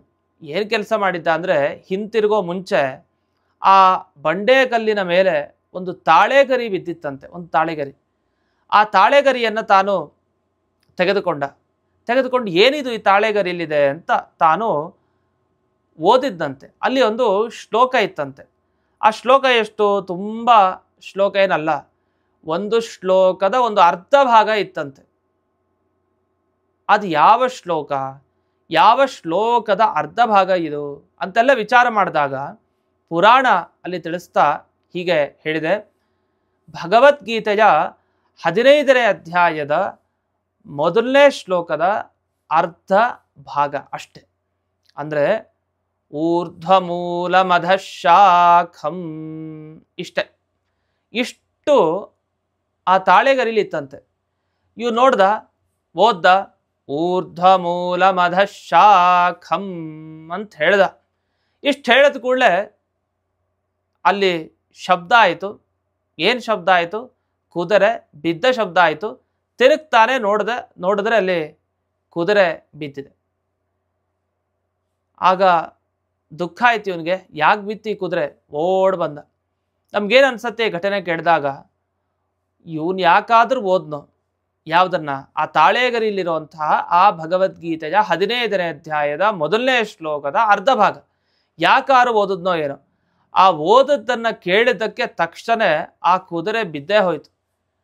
ಈ ಥರ ಬದುಕಿರೋರೆಲ್ಲ ಈ ಭಗವದ್ಗೀತೆ ಕೇಳಿ ಬಿದ್ದೋದ್ರೆ ಇಂಥ ಭಗವದ್ಗೀತೆ ನಮಗೆ ಬೇಡ ಅಂತ ಅನ್ಸುತ್ತೆ ಆ ರೀತಿ. ಆದರೆ ಸ್ವಲ್ಪ ಈ ಘಟನೆಯನ್ನು ಮುಂದೆ ಗಮನಿಸ್ತಾ ಹೋಗಬೇಕು. ಕುದುರೆ ಬಿತ್ತಲ್ಲ, ಕುದುರೆ ಬಿದ್ದು ಕೂಡಲೇ ಇವನು ವಾಪಸ್ ಬಂದ. ಕುದುರೆಯನ್ನು ಎಬ್ಬಿಸ್ಲಿಕ್ಕೆ ನೋಡ್ದ. ಅದನ್ನು ಕೋಲನ್ನು ತಗೊಂಡು ಹೊಡೆದ ಚೆನ್ನಾಗಿ ಏಳಲಿಕ್ಕೆ. ಆದರೆ ಆ ಕುದುರೆ ಕೊನೆಯವರೆಗೂ ಕೂಡ ಏಳಲಿಲ್ಲ. ಕೊನೆಯ ಉಸಿರನ್ನು ಕೂಡ ಅದು ಎಳೀತು, ಮುಗೀತು ಅದರ ಕಥೆ. ಇದರಿಂದ ಏನು ಗೊತ್ತಾಯಿತು? ಕುದುರೆ ಭಗವದ್ಗೀತೆಯ ಒಂದು ಭಾಗ ಕೇಳಿ ತನ್ನ ಕಥೆಯನ್ನೇ ಮುಗಿಸ್ಕೊಳ್ತು ಅಂತ ಗೊತ್ತಾಯಿತು. ಅದೇ ಇದು ಸರಿನಾ? ಜೀವನ ಕೊಡೋವಂಥದ್ದು ಭಗವದ್ಗೀತೆ, ಜೀವನ ತೆಗೆಯುವಂಥದ್ದಲ್ಲ. ಮತ್ತು ಈ ಘಟನೆಯನ್ನು ಏನು ಪುರಾಣ ಹೀಗೆ ವರ್ಣಿಸಿದೆಯಲ್ವಾ ಅಂದರೆ, ಇದರ ಮುಂದೆನೇ ಸ್ವಾರಸ್ಯ ಇದೆ. ಏನು ಸ್ವಾರಸ್ಯ ಅಂದರೆ, ಯಾವಾಗ ಈ ಕುದುರೆ ಬಿತ್ತಲ್ಲ, ಬಿದ್ದ ಕೂಡಲೇ ರಾಜ ತಾನು ಒಂದು ನೆನಪಿಸ್ಕೊಡ್ತಾನೆ. ನಾನು ಏನು ಮಾಡಿದ್ರೂ ಕೂಡ ನನ್ನ ಕೈಲಿ ಇದನ್ನು ಬದುಕಿಸಲಿಕ್ಕೆ ಸಾಧ್ಯ ಆಗಲಿಲ್ಲ. ಆದರೆ ಈ ಋಷಿಗಳು ಇಲ್ಲೇನು ಆಶ್ರಮದ ಹತ್ತಿರ ಇದ್ದಾರೆ, ಇವ್ರ ಹತ್ರ ಹೋಗೋಣ ಅಂತ ತಾನು ಅಂದುಕೊಳ್ಳೋ ಅಷ್ಟೊತ್ತಿಗೆ ಒಂದು ಘಟನೆ ನಡೆಯುತ್ತಲ್ಲಿ. ಏನು ಘಟನೆ ನಡೀತು ಅಂದರೆ, ಕುದುರೆ ಯಾವಾಗ ಸಹಜವಾಗಿ ಬಿದ್ದಾದ ಮೇಲೆ ಒಬ್ಬ ದಿವ್ಯ ಪುರುಷ ಆಚೆಯಿಂದ ಬಂದು ಕೂಡಲೇ ಅವನಿಗೆ ಗಾಬರಿ ಆಯಿತು. ಯಾರಿದು? ಸತ್ತಿದ್ದು ಕುದುರೆ, ಬಂದಿದ್ದು ದಿವ್ಯ ಪುರುಷ. ಆಮೇಲೆ ನೋಡ್ತಾನೆ, ಆ ದಿವ್ಯ ಪುರುಷ ಇವನಿಗೆ ಕೈ ಮುಗಿತಾನೆ, ಪ್ರದಕ್ಷಿಣೆ ಒಂದು ನಮಸ್ಕಾರ ಮಾಡ್ತಾನೆ, ಮಾಡಿ ದೇವತೆಗಳ ವಿಮಾನದಲ್ಲಿ ಕೂತ್ಕೊಂಡು ದೇವತೆಗಳ ಜೊತೆಗೆ ವಾಪಸ್ಸು ಹೊರಟೋಗ್ತಾನೆ. ಇದನ್ನು ನೋಡಿದ ಕೂಡಲೇ ಅವನಿಗೆ ಆಶ್ಚರ್ಯವೋ ಆಶ್ಚರ್ಯ, ಏನೇನಾಗ್ತಾ ಇದೆ, ಏನೇನಿದು ಅಂತ. ಸರಿ, ಸೀದಾ ಆ ವಿಷ್ಣು ಶರ್ಮ ಋಷಿಗಳು ಅಂತ ಇರ್ತಾರೆ, ಅವರ ಹತ್ತಿರ ಹೋಗಿ ನಡೆದ ಎಲ್ಲ ಘಟನೆಯನ್ನು ವಿಸ್ತಾರವಾಗಿ ವಿವರಣೆಯನ್ನು ಮಾಡ್ತಾನೆ. ವಿವರಣೆ ಮಾಡಿದ ಮೇಲೆ ವಿಷ್ಣು ಶರ್ಮರ ಹತ್ರ ಕೇಳೋದು ಒಂದೇ, ಅವನು ಏನಿಲ್ಲ, ಇದು ಹೇಗೆ ಸಾಧ್ಯ ಆಯಿತು, ಏನು ಇದರ ಬಗ್ಗೆ ನೀವೇ ತಿಳಿಸ್ಬೇಕು. ಈ ಆಶ್ರಮ ಪರಿಸರದಲ್ಲಿ ನೀವೇ ಇದ್ದೀರಿ, ಮಹಾನುಭಾವರು, ತಪಸ್ಸನ್ನು ಮಾಡ್ತಾ ಇದ್ದೀರಿ, ಯಾಕೆ ಈ ರೀತಿ ಆಯಿತು ಘಟನೆ ಹೇಳಿ ಅಂತ. ಆಗ ಆ ವಿಷ್ಣು ಶರ್ಮ ಮುನಿಗಳು ತಾವು ವಿವರಿಸ್ತಾ ಹೋಗ್ತಾರೆ. ಏನಿಲ್ಲ, ಈ ರೀತಿ ಯಾಕೆ ಆಯಿತು ಅಂದರೆ, ನನ್ನ ಶಿಷ್ಯ ಒಬ್ಬ ಸಮಿತ್ತುಗಳನ್ನು ತರಲಿಕ್ಕೆ ಅಂತ ಹೋಗಿದ್ದ. ಸಮಿತ್ತುಗಳನ್ನು ತರಲಿಕ್ಕೆ ಹೋದಾಗ ಅಲ್ಲೊಂದು ತಾಳೆಗರಿ ಸಿಕ್ತು. ತಾಳೆಗರಿ ಮೇಲೆ ಬರಿಬೇಕು ಅಂತ ತಾನು ಈ ಭಗವದ್ಗೀತೆಯ 15ನೇ ಅಧ್ಯಾಯದ ಮೊದಲನೇ ಶ್ಲೋಕದ ಅರ್ಥಭಾಗವನ್ನು ಬರೆದಿದ್ದು ಹಾಗೆ ಅಲ್ಲಿ ಹಾರಿಕೊಂಡು ಆ ಬಂಡೆಗಲ್ಲ ಮೇಲೆ ಬಿದ್ದಿತ್ತು. ಅದನ್ನು ನೀನು ತೆಗೆದೆ, ಅಚಾನಕ್ಕಾಗಿ ಆಕಸ್ಮಿಕವಾಗಿ ನೀನು ಅದನ್ನು ಓದಿದೆ. ಆ ಓದಿದ್ದನ್ನು ಕೇಳಿತು ಆ ಕುದುರೆ, ಆದ್ದರಿಂದ ಆ ಕುದುರೆಗೆ ಸದ್ಗತಿ ಆಯಿತು ಅಂತ ಅರ್ಥ ಮಾಡ್ಕೋ. ಅಷ್ಟೇ ಅಲ್ಲ, ಆ ಕುದುರೆ ಯಾರು ಅಂತ ತಿಳ್ಕೊಂಡಿದ್ದೀನಿ ನೀನು. ಆ ಕುದುರೆ ಯಾರು ಬೇರೆ ಅಲ್ಲ, ನಿನ್ನ ಸೇನಾಧಿಪತಿ ಯಾರೋ ಅವನೇ ಅಂತ. ಅಂದರೆ ಶರಭಭೇರುಂಡನೇ, ಹಿಂದಿನ ಜನ್ಮದಲ್ಲಿ ಯಾರು ಇವನಿಗೆ ಹಾನಿ ಮಾಡಬೇಕು ಅಂತ ಇದ್ದನೋ ಅವನೇ ಈ ಕುದುರೆಯ ರೂಪದಲ್ಲಿ ಇದ್ದವನು ಅಂತ ಹೀಗೆ ವರ್ಣಿಸ್ತಾರೆ. ವರ್ಣಿಸಿದ ಕೂಡಲೇ ಆಶ್ಚರ್ಯವೋ ಆಶ್ಚರ್ಯ ರಾಜನಿಗೆ. ನೋಡಿ, ದೇವರ ಸಂಕಲ್ಪ ಹೇಗಿರುತ್ತೆ ಅನ್ನೋದಕ್ಕೆ, ಅವನು ಯಾಕೆ ಈ ಕುದುರೆ ಮೇಲೆ ಏರ್ಕೊಂಡು ಬಂದೋ ಗೊತ್ತಿಲ್ಲ. ಯಾಕೆ ಏರ್ಕೊಂಡು ಅನ್ನಿಸ್ತು, ಬಂದ ಅಷ್ಟೇ. ಒಮ್ಮೆ ನೋಡೋಣ, ಪರೀಕ್ಷೆ ಮಾಡೋಣ ಅಂತ ಬಂದ. ಆದರೆ ಪರೀಕ್ಷೆ ಮಾಡಲಿಕ್ಕೆ ಕುದುರೆಯನ್ನು ಕರ್ಕೊಂಬಂದಿದ್ದು, ಅದ್ರ ಮೇಲೆ ಹತ್ಕೊಂಡು ಬಂದಿದ್ದು ಅದಕ್ಕೋಸ್ಕರ. ಆದರೆ ಅಲ್ಲಿ ನಡೆದ ಘಟನೆ ಏನು, ಬಾಯಾರಿಕೆ ಆಯಿತು, ಈ ಕಡೆ ನೀರೇನು ಸಿಗಲಿಲ್ಲ. ಒಂದು ಬಂಡೆಗಲ್ಲಿನ ಮೇಲೆ ನಿಂತ. ಅವನಿಗೆ ಗೊತ್ತಿಲ್ಲ, ಒಂದು ತಾಳೆಗರಿ ಅಲ್ಲಿ ಬಂದು ಅಚಾನಕ್ಕಾಗಿ ಬಿದ್ದಿತ್ತು. ಅದನ್ನು ತಗೊಂಡ, ಓದ್ದ. ಆ ಓದಿದ್ದನ್ನು ಕೇಳಿ ಇದಕ್ಕೆ ಸದ್ಗತಿ ಆಯಿತು. ಇಲ್ಲಿ ಯಾವುದೋ ಉದ್ದೇಶಪೂರ್ವಕವಾಗಿ ನಡೀಲೇ ಇಲ್ಲ. ನಾನು ಇದನ್ನು ಮಾಡಬೇಕು ಅಂತ ಹೋಗಿದ್ದು ನಿಜ, ಆದರೆ ಆಗಿದ್ದೆಲ್ಲ ಬೇರೆ ಬೇರೆನೆ. ನಾವು ಅನ್ಕೊಳ್ಳೋದೊಂದು, ದೈವ ಸಂಕಲ್ಪ ಅದು ಒಂದಿರುತ್ತೆ, ಏನೂ ಮಾಡಲಿಕ್ಕೆ ಸಾಧ್ಯ ಇಲ್ಲ ಅಂತ. ಹೀಗೆ ಈ ನಿಟ್ಟಿನಲ್ಲಿ ಈ ರಾಜನಿಗೆ ಆ ವಿಷ್ಣು ಶರ್ಮರು ಹೇಳಿದ ಮಾತುಗಳು ಕಿವಿಗೆ ಬಹಳ ರೋಚಕ ಅನ್ನಿಸ್ತು, ಆಶ್ಚರ್ಯ ಅನ್ನಿಸ್ತು. ಅಷ್ಟೇ ಅಲ್ಲ, ಆ ಶರಭಭೇರುಂಡ ತಾನು ಯಾವ ಅಪರಾಧಗಳನ್ನು ಮಾಡಿದ ಅದನ್ನು ಕೂಡ ವರ್ಣಿಸ್ತಾರೆ. ನಿನ್ನ ಸೇನಾಧಿಪತಿ ಒಬ್ಬ ಒಳ್ಳೆಯವನಾಗಿರಲಿಲ್ಲ, ಅವನು ಒಳ್ಳೆಯವನ ಥರ ನಟನೆ ಮಾಡ್ತಾ ಇದ್ದ, ಅವರಿಂದಲೇ ನಿನಗೆ ತೊಂದರೆ ಆಯಿತು ಬಹಳಷ್ಟು. ಆದರೆ ನಿನಗೆ ಗೊತ್ತಾಗಲಿಲ್ಲ. ಕೊನೆಗೆ ಯಾವ ಹಂತಕ್ಕೆ ಹೋಯಿತು ಅಂದರೆ, ತಾನು ಅಧಿಕಾರವನ್ನು ಪಡೀಲಿಕ್ಕೋಸ್ಕರ ನಿನ್ನ ಕಥೆಯನ್ನೇ ಮುಗಿಸ್ಬೇಕು ಅಂತ ತಾನು ಹೊರಟ. ಆದರೆ ಕೊನೆಗೆ ದೈವ ಚಿತ್ತ ಹಾಗಿರಲಿಲ್ಲ. ದೈವ ಚಿತ್ತದಂತೆ ಅವನಿಗೆ ಅದು ತೊಂದರೆ ಆಯಿತು ಅಂತ ಹೀಗೆ ವರ್ಣಿಸ್ತಾ ಹೋಗ್ತಾರೆ. ಇವನು ಆ ದೇವರ ಕಾರುಣ್ಯವನ್ನು ನೆನಪಿಸ್ಕೊಂಡ. ಇಷ್ಟು ಭಾಗವನ್ನು ಇಲ್ಲಿ ನಮಗೆ ಪುರಾಣದಲ್ಲಿ ವಿವರಿಸ್ತಾ ಹೋಗಿದ್ದಾರೆ. ಸರಿ, ಇದರಿಂದ ಏನಾಯಿತು ಅಂದರೆ ಭಗವದ್ಗೀತೆಯ ಅಧ್ಯಾಯದ, ಅದು ವಿಶೇಷವಾಗಿ 15ನೇ ಅಧ್ಯಾಯದ ಯಾವುದಾದರೂ ಒಂದು ಶ್ಲೋಕದ ಅರ್ಧ ಭಾಗವನ್ನು ಸುಮ್ಮನೆ ಅರ್ಥ ಸಮೇತ ಏನಲ್ಲ, ಎಲ್ಲೋ ಒಂದು ಪತ್ರ ಬಿದ್ದಿತ್ತು ಅದನ್ನು ತೆಗೆದು ಓದಿದ್ದಷ್ಟೇ, ಓದಿದ್ದಕ್ಕೆ ರಾಜನಿಗಿರಲಿ, ಅದನ್ನು ಕೇಳಿದ ಆ ಕುದುರೆಗೆ ಸದ್ಗತಿ ಆಯಿತು ಅಂತ ಆದರೆ ಎಷ್ಟು ಪುಣ್ಯ ಭಗವದ್ಗೀತೆಯನ್ನು ಕೇಳೋದಕ್ಕೆ ಅನ್ನೋದನ್ನು ನಾವಿಲ್ಲಿ ಗಮನಿಸ್ಬೋದು. ಅದಕ್ಕೆ ಇಷ್ಟು ಪುಣ್ಯ ಅಂತ ಹೇಳಲಿಕ್ಕೆ ಸಾಧ್ಯ ಇಲ್ಲ, ಅಷ್ಟು ಪುಣ್ಯ, ಸದ್ಗತಿ ಆಗೋದರಲ್ಲಿ ಸಂಶಯವೇ ಇಲ್ಲ. ಅಂತಹ ಸದ್ಗತಿ ಆಗಲಿಕ್ಕೆ ಮುಖ್ಯವಾಗಿ ಈ 15ನೇ ಅಧ್ಯಾಯ ಭಗವದ್ಗೀತೆಯ ಪ್ರತಿ ಶ್ಲೋಕವನ್ನು ಕೇಳಿಬಿಟ್ರಂತೂ ಇನ್ನು ಏನು ಹೇಳಬೇಕು, ಅಂಥ ಪುಣ್ಯಾತ್ಮ ಲೋಕದಲ್ಲೇ ಸಿಗಲ್ಲ ಅಂತ ಇಷ್ಟು ಪುರಾಣಗಳು ಆ ಭಗವದ್ಗೀತೆಯ 15ನೇ ಅಧ್ಯಾಯದ ಮೊದಲನೇ ಶ್ಲೋಕದ ಒಂದು ಅರ್ಧ ಭಾಗಕ್ಕೆ ಮಹತ್ವವನ್ನು ನೀಡಿದಾವೆ. ಅದೇ ಸಂದರ್ಭದಲ್ಲಿ ಪುರಾಣದಲ್ಲಿ ಒಂದು ಮಾತನ್ನು ಹೇಳಿದ್ದಾರೆ. ಅಥ ಪಂಚದಶಾಧ್ಯಾಯ ಶ್ಲೋಕಾರ್ಥಂ ಲಿಖಿತಂ ಕ್ವಚಿತ್. ಬರೆದ್ರೆ ಫಲ ಅಂತ, ಬರೆದದ್ದಕ್ಕೊಂದು ಫಲ, ನೋಡಿದ್ದಕ್ಕೊಂದು ಫಲ, ಕೇಳಿದ್ದಕ್ಕೆ ಒಂದು ಫಲ, ಹೀಗೆ ಪ್ರತಿಯೊಂದಕ್ಕೂ ಕೂಡ ಇಲ್ಲಿ ಫಲವನ್ನು ತಿಳಿಸಿದ್ದಾರೆ. ಆಗ ಅಲ್ಲಿ ಒಂದು ಶ್ಲೋಕವನ್ನು ಹೇಳುತ್ತಾರೆ. ಆ ಶ್ಲೋಕ ಬಹಳ ವಿಶೇಷವಾದ ಶ್ಲೋಕ. ಪಾತಿತಂ ತತ್ರ ಮರುತ ಅಂತ ಒಂದು ಶ್ಲೋಕ ಇಲ್ಲಿ ಬರುತ್ತೆ.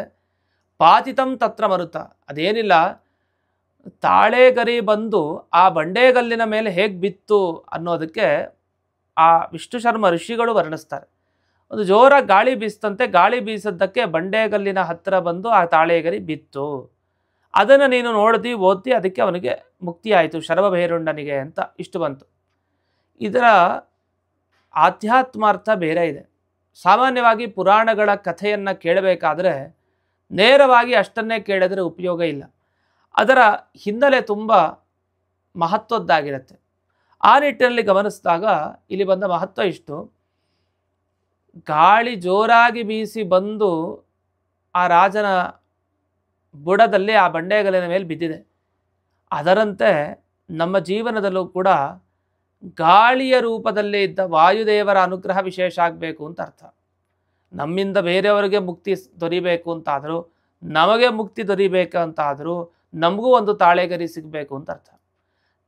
ತಾಳೆಗರಿಯಲ್ಲಿ ಏನು ಬರೆದಿರಬೇಕು, ಅದು ಯಾವ ಶಿಷ್ಯ ಬರೆದಿರ್ತಾರೋ ಅದು ಅವ್ರ ಮೇಲೆ. ಅಂತೂ ಧರ್ಮಗ್ರಂಥಗಳ ಪ್ರತಿಯೊಂದು ಸಾಲುಗಳು ಆ ತಾಳೆಗರಿ ಮೇಲೆ ಬರೆದಿದ್ದು ಸಿಗಬೇಕು. ಆದರೆ ಅದು ಸಿಗಬೇಕು ಅಂತಂದರೆ ಅದು ನಿಜವಾದ ತಾಳೆಗರಿ ನಮಗೆ ಯಾವುದು ಅನುಗ್ರಹ ಮಾಡಬೇಕು ಅದಂಥದ್ದು ಸಿಗಬೇಕು ಅಂತಾದರೆ ಗಾಳಿಯಂತೆ ಜೋರಾಗಿ ಬೀಸಿ ಅದು ಬಂದು ನಮ್ಮ ಹತ್ತಿರ ಬೀಳಬೇಕಲ್ಲ. ಅದನ್ನು ಯಾರು ಮಾಡಬೇಕು? ವಾಯುದೇವರು ಮಾಡಬೇಕು ಅಂತ ಅರ್ಥ. ಅಂಥ ವಾಯುದೇವರ ಮುಖಾಂತರ ನಮಗೆ ತಾಳೆಗರಿ ರೂಪದಲ್ಲಿ ಯಾವ ಯಾವ ಧರ್ಮಗ್ರಂಥಗಳ ವಾಕ್ಯಗಳು ಸಿಕ್ಕಿದೆಯೋ ಅದನ್ನೆಲ್ಲ ನಾವು ಜೀವನದಲ್ಲಿ ಅನುಷ್ಠಾನ ಮಾಡಿಕೊಳ್ಬೇಕು ಅಂತ ಅರ್ಥ. ಆಗ ರಾಜ ಅದನ್ನು ಒಂದು ಸ್ವಲ್ಪ ಓದಿದ್ದಕ್ಕೆ ಶ್ರದ್ಧೆ ಇರೋರಿಗೆಲ್ಲ ಮುಕ್ತಿ ಆಗತ್ತೆ ಅಲ್ಲಿಕ್ಕೆ ಆ ಕುದುರೆನೇ ಮುಖ್ಯ ಆಯಿತು.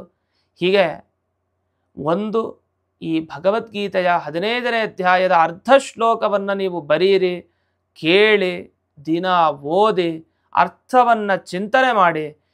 ಇಷ್ಟನ್ನು ಮಾಡೋದರಿಂದ ಎಷ್ಟೆಷ್ಟು ಫಲ ಅನ್ನೋದನ್ನು ವರ್ಣಿಸಲಿಕ್ಕೆ ಸಾಧ್ಯವೇ ಇಲ್ಲ. ಒಂದು ಉದಾಹರಣೆ ಅಷ್ಟೇ, ಆ ಕುದುರೆಗೆ ಸದ್ಗತಿ ಆಯಿತು ಅಂತ ಒಂದು ಉದಾಹರಣೆ. ಸದ್ಗತಿ ಆಗೋದ್ರ ಜೊತೆಗೆ ನಮಗೆ ಈ ಭಗವದ್ಗೀತೆಯ 15ನೇ ಅಧ್ಯಾಯದ ಪ್ರತಿ ಭಾಗವನ್ನು ಯೋಚಿಸಿದಷ್ಟು ಪುರುಷೋತ್ತಮನ ಯೋಗ ನಮಗೆ ಆಗೋದರಲ್ಲಿ ಸಂದೇಹ ಇಲ್ಲ. ದೇವರ ಸಂಬಂಧ ಆಗಿ ದೇವರ ಅನುಗ್ರಹ ನಮಗೆ ಆಗತ್ತೆ ಅನ್ನೋದರಲ್ಲಿ ಸಂದೇಹ ಇಲ್ಲ. ಆ ಮುಖಾಂತರ ನಮ್ಮ ಎಲ್ಲ ಅಭೀಷ್ಟಗಳು ಕೂಡ ನೆರವೇರತ್ತೆ ಅಂತ ಈ ಸಂದರ್ಭದಲ್ಲಿ ಹೇಳ್ತಾ ಕೊನೆಯ ಭಾಗಕ್ಕೆ ಬರೋಣ. ಪತ್ರಂ ತದೇವ ಲಿಖಿತಂ ಗೀತಾ ಪಂಚದಶಾಕ್ಷರಂ ವಾಚಯನ್ ಸಮಹೀಪಾಲೋ ಹರ್ಷ ಸಂಫುಲ್ಲಲೋಚನ. ಈ ಭಗವದ್ಗೀತೆಯ 15ನೇ ಅಧ್ಯಾಯದ ಆ ಅರ್ಧ ಶ್ಲೋಕವನ್ನು ತಾಳೆಗರಿಯಲ್ಲಿದ್ದದ್ದನ್ನು ಮತ್ತೆ ಎತ್ತುಕೊಂಡು ಓದಿ ಸಂತೋಷ ಪಟ್ಟು ಆ ರಾಜ ತನ್ನ ಮಗನನ್ನು ರಾಜ್ಯ ಅಭಿಷೇಕ ಪೀಠದಲ್ಲಿ ಕೂಡಿಸಿ ಅಭಿಷೇಕವನ್ನು ಮಾಡಿ, ಸಾಕು ಇನ್ನು ಮುಂದೆ ನಾನು ಮುಕ್ತಿ ಮಾರ್ಗವನ್ನು ಹಿಡಿತೀನಿ ಅಂತ ಆಧ್ಯಾತ್ಮ ಮಾರ್ಗಕ್ಕೆ ತಾನು ಸಾಗಿದ ಆ ರಾಜ. ಸಾಕಿನ್ನೇನು ಬೇಡ ನನಗೆ, ಈ ರಾಜ್ಯಭಾರ ಎಲ್ಲ ನಿನ್ನ ಮೇಲೆ ಹಾಕಿದ್ದೀನಿ ಅಂತ ಹೊರಟ ಅಂತ. ಇಷ್ಟನ್ನು ನಮಗೆ ಇದು ಶ್ರೀ ಮಹಾಪುರಾಣೆ ಪಾದ್ಮೆ ಉತ್ತರಖಂಡೆ ಉಮಾ ಮಹೇಶ್ವರ ಸಂವಾದೆ ಗೀತಾ ಮಾಹಾತ್ಮ್ಯೆ ಪಂಚದಶಾಧ್ಯಾಯ ಮಾಹಾತ್ಮ್ಯಂ ನಾಮ ಅಂತ ಪ್ರಾರಂಭವನ್ನು ಮಾಡ್ತಾ, ಪದ್ಮಪುರಾಣದ ಉತ್ತರಖಂಡದಲ್ಲಿ ಉಮಾಮಹೇಶ್ವರ ಸಂವಾದ ಅಂದರೆ ಪಾರ್ವತೀದೇವಿ ಮತ್ತು ರುದ್ರದೇವರು ಮಾತನಾಡುವಂಥ ಸಂದರ್ಭದಲ್ಲಿ ಗೀತಾ ಮಹಿಮೆಯನ್ನು ಹೇಳ್ತಾ ಭಗವದ್ಗೀತೆಯ 15ನೆಯ ಅಧ್ಯಾಯದ ಮಹಿಮೆಯನ್ನು ತಿಳಿಸ್ತಾರೆ. 185ನೆಯ ಅಧ್ಯಾಯದಲ್ಲಿ ಈ ವಿಷಯ ಬರೋದು. ಇಂಥ ಅಪೂರ್ವವಾದ ವಿಷಯವನ್ನು ಮೊಟ್ಟ ಮೊದಲಿಗೆ ನಮಗೆ ಈ ಭಗವದ್ಗೀತೆಯ 15ನೇ ಅಧ್ಯಾಯದ ಪ್ರತಿ ಶ್ಲೋಕಗಳ ಚಿಂತನೆಗಿಂತ ಮುಂಚೆ ಫಲಶ್ರುತಿಯನ್ನಾಗಿ ನಾವು ತಿಳಿದುಕೊಳ್ಬೇಕು. ಹೆಸರಿಗೆ ಸದ್ಗತಿ ಅಂತ ಒಂದೇ ಫಲವನ್ನು ಹೇಳಿದ್ದಾರೆ ಅಂತಲ್ಲ, ಅಲ್ಲಿ ತಾಳೆಗರಿಯಂತಹ ದಿವ್ಯವಾದ ಜ್ಞಾನ ಸಂಪತ್ತು ನಮಗೆ ಸಿಗಬಹುದು. ಆ ಜ್ಞಾನ ಸಂಪತ್ತನ್ನು ನೀಡುವಂಥ ಸಾಧನಗಳು ವಾಯುದೇವರ ಅನುಗ್ರಹ, ಶ್ರೀಕೃಷ್ಣನ ಅನುಗ್ರಹ, ವಿಶೇಷವಾಗಿ ಈ ಗೀತಾ ಪಾರಾಯಣದಿಂದ, ಗೀತಾ ಚಿಂತನೆಯಿಂದ ಅವಶ್ಯವಾಗಿ ಸಿಕ್ಕೇ ಸಿಗತ್ತೆ ಅಂತ ಹೇಳ್ತಾ, ಇಂಥ ದಿವ್ಯವಾದ ಸಂಚಿಕೆಯನ್ನು ಎಲ್ಲರೂ ಆಲಿಸಿ ಈ ಫಲಶ್ರುತಿಯನ್ನು ಪ್ರತಿದಿನ ನೆನಪಿಸಿಕೊಂಡು ಈ ಭಗವದ್ಗೀತೆಯ 15ನೇ ಅಧ್ಯಾಯವನ್ನು ನಿರಂತರವಾಗಿ ನಾವು ಪಾರಾಯಣ ಮಾಡಲಿಲ್ಲ ಅಂತಾದರೆ ಇನ್ನು ಮುಂದೆ ಪಾರಾಯಣ ಮಾಡ್ತಾ ಹೋಗಿ ಅದರ ಅರ್ಥವನ್ನು ಚಿಂತಿಸ್ತಾ ಹೋಗೋಣ.